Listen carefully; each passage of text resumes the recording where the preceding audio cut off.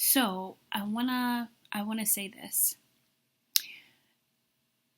I begin to get revelation that you really need to place the desire of the Lord that He placed in you, your heart's desire, back into the Lord's hands. Why do I say the desire of the Lord? Because the word says that He will give you the desires of your heart. But with further study of that and with further time in relationship with God, coming to understand who He is and what He's all about, you understand that really the desires come from Him. The best desires, the most sure desires that you have really are planted by God. And He gives them because it's His will. He brings it to pass because it's His plan and it's going to bring Him glory. So that's really key. That being said, I began to truly give these desires to the Lord. He cleansed me. He washed me. He brought me through a time of celibacy. He brought me through a time of addiction recovery. He brought me through times of fasting for just cleansing, and fasting specifically to find a husband, to find my husband.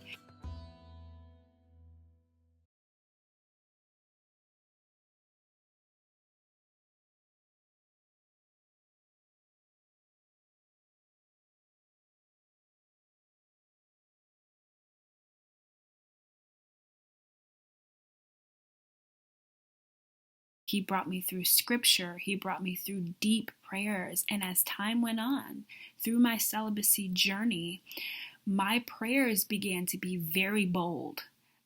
There were times when I would say, Lord, please bring my husband now. I need him now.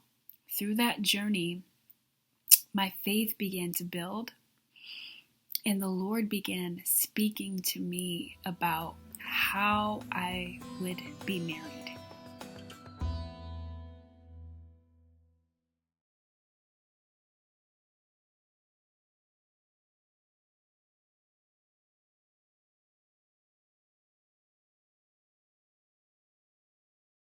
So what ended up happening was the Lord led me to the scripture in Genesis that talks about the story of Isaac and Rebekah.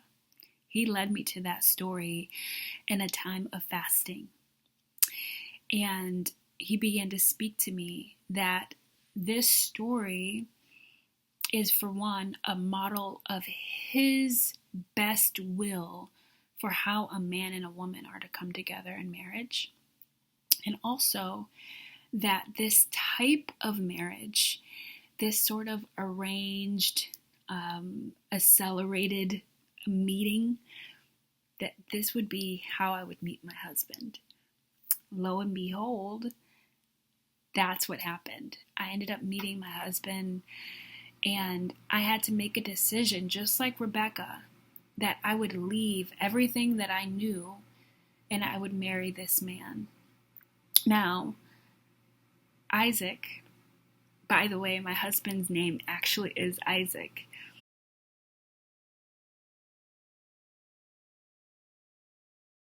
Um, Isaac and I met, and the Lord showed me very clearly that he was a committed man of God who knew the Lord and who already had a relationship with God long before I met him. And this is key. I want to say this because there was also a period of time where, while God was washing me and while God was redefining marriage and realigning me and fixing me, right, that he was helping me to understand that just because a man claims to be a Christian doesn't mean he's really in true relationship with God. Just because a man goes to church doesn't mean he's in right standing with God. He's rightly committed to that relationship and that he's right for you. So he helped me to be very careful very discerning, very bold, right? And he really pulled everything together so that by the time I met Isaac, I knew exactly what to look for, and I was able to discern this is a man who really loves Jesus, and most importantly, who can actually lead me as a husband is supposed to lead me. Throughout my years of romance and seeking and desiring, I always had a positioning of being very submissive. When I'm in a relationship, I'm very raw and I'm very open, right? I had this very pure heart when it comes to being with a man, and it's very tender.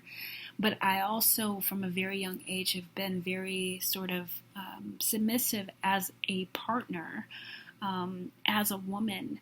I go into this very feminine place that has always been my nature, right? I am that submissive woman. I'm that woman that even that the Bible is encouraging for women to be with their husbands, but never submit to the wrong man. Never submit to a man who is not under God.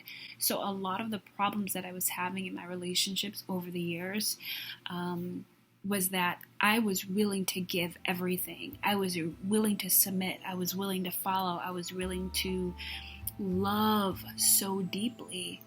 But loving a man who was loving his video games, or loving his weed or his drugs, or loving his, I don't know, side woman, which that was very rare. It was very rare I was in that kind of situation, thank God. But I was always in that season of my life paired up with a guy who had some idol between him and God.